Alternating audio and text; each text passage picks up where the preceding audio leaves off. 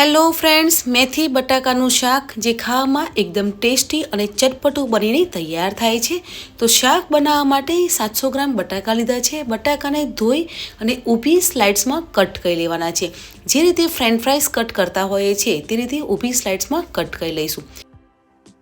હવે clean napkin લેવાનો છે અને નેપકિનની ઉપર બટાકાની સ્લાઇડ્સને મૂકી અને થોડીક સુકાવા દઈશું, જેથી તેનું પાણી છે તે સુકાઈ જશે. ફ્રેન્ડ્સ, અહીંયા સાઈડ પર તેલ ગરમ કરવા પણ મૂકી દીધું છે. તો બટાકાની સ્લાઇડ્સને આપણે તળી લેવાની છે. આપણે ફ્રેન્ચ ફ્રાઈઝ બનાવતા હોઈએ છીએ તે રીતે ગોલ્ડન બ્રાઉન કલરની થઈ જાય ત્યાં સુધી તળવાની છે.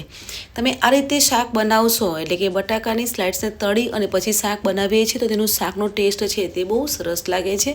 અને આ રીતે અલગ ટાઈપનું શાક પણ બાળકોને બહુ સારું લાગતું હોય છે. મેથીની એક જોડી લીધી છે. જોડીમાંથી પાન છે તેને અલગ કરી અને ઝીણા સમારી અને તેને ધોઈ લેવાના છે. તો અહીં આપણી ફ્રેન્ચ ફ્રાઈઝ છે, જે બટાકાની સ્લાઇડ છે તે પણ તળાઈ ગઈ છે. તો હવે આપણે શાક બનાવીશું.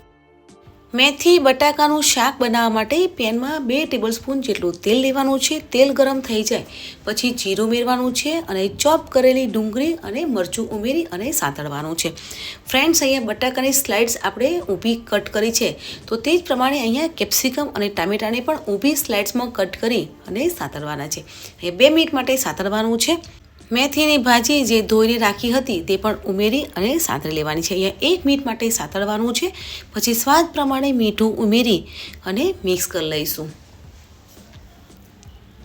મીઠું ઉમેર્યા પછી પણ આપણે શાકને કૂક થવા દેવાનું છે. અહીં આપણે ટામેટાં અને કેપ્સિકમ છે તે કાચા લીધા છે, એટલે ઢાંકી અને થવા દેવાનું છે.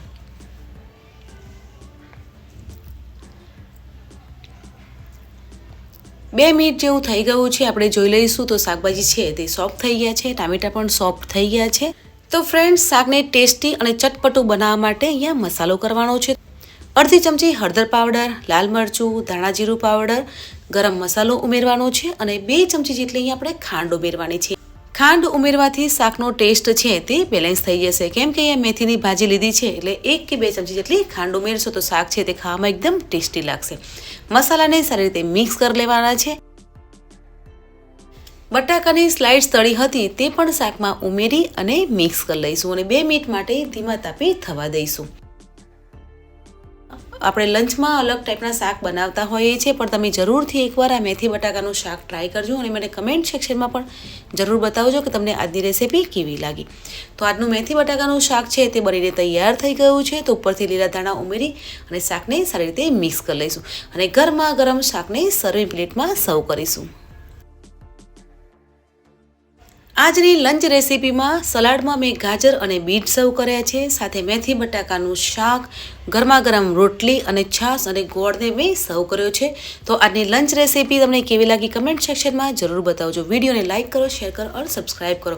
મળીએ છીએ નવી રેસીપી સાથે. ત્યાં સુધી બાય બાય, ટેક કેર.